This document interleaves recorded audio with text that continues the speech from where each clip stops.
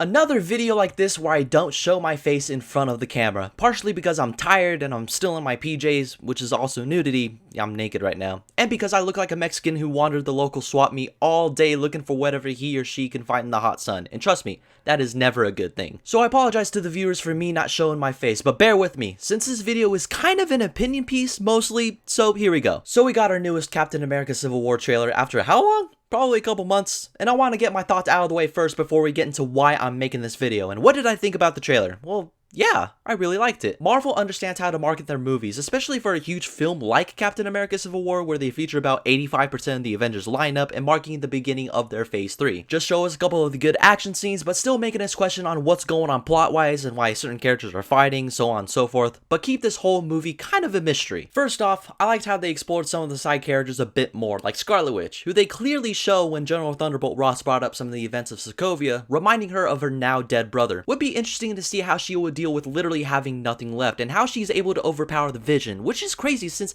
he has an ancient power inside his head, confirming she is as powerful or even as more powerful as her boyfriend. Yeah, Scarlet Witch is dating a robot. Not the first time we've seen that in a movie or anything. And how they showed more of Black Panther, chasing after Bucky on his motorcycle, showcasing on how fast he is and how powerful his suit is when he has helicopter bullets firing at him. I really dug the whole Hawkeye and Ant-Man team up, recreating some of the classic comic book Avenger sequences that I'm sure many fans will be happy to see. And the Russo brothers taking a new approach on the directing of the action style of Ant-Man without copying too much of Peyton Reed's style in last year's Ant-Man, and I'm sure you're gonna watch many other videos about the bickering back and forth between Tony Stark and Captain America, and I'm sure everything has been said at this point about them, but in short, I like it. It's good stuff. And then we finally get our first look at the famous web-slinger himself, Peter Parker Spider-Man, portrayed by the upcoming actor Tom Holland. Brilliant entry with him being called by Tony Stark by calling him Underoos, which is kind of weird considering it's children's underwear, but don't live up to the name Tony being called the real Iron Man.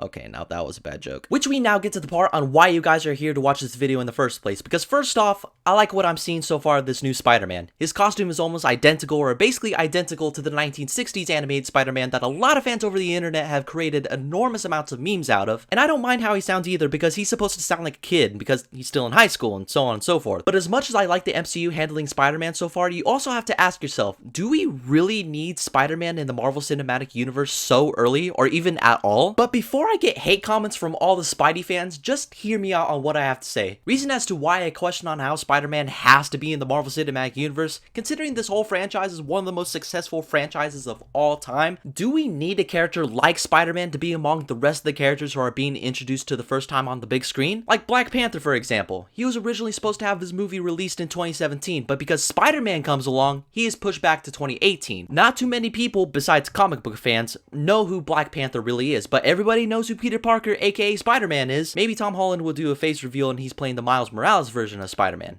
Oh wait, that's not right.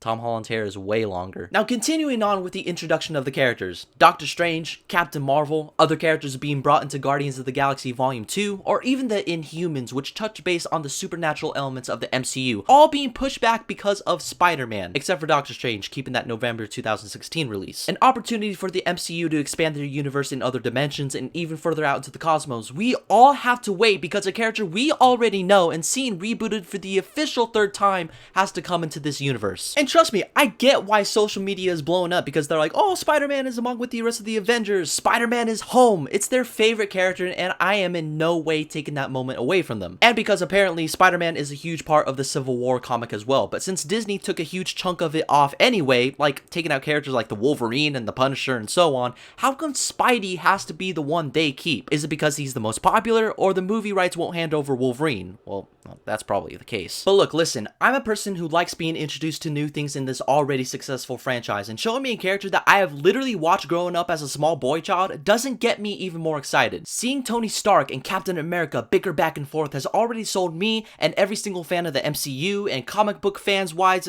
it's already done. Introducing Spider-Man this early doesn't help one bit in my opinion. He should have been saved for the actual movie. Or when Spider-Man gets his third reboot next year, I'm assuming Uncle Ben is already a goner since Peter Parker is already Spider-Man. I'm just happy that Disney realizes that we don't need another origin story story for the most mainstream comic book character ever. But in short, I don't think Spider-Man needs to be in the Marvel Cinematic Universe just yet, or at all really. But anyway, those are my thoughts on Spider-Man being in Captain America Civil War, and I want to know what your thoughts about him being in this universe. Are you excited, or are you just like me who doesn't really care, or you think I'm just an idiot? Just don't answer that. But whatever your thoughts are, leave them down below, and as always, you can follow me on Twitter, Facebook, Instagram, and all that social media shit down below. Keep in contact with me, don't forget to hit that subscribe button, and as always, may the Force be with you.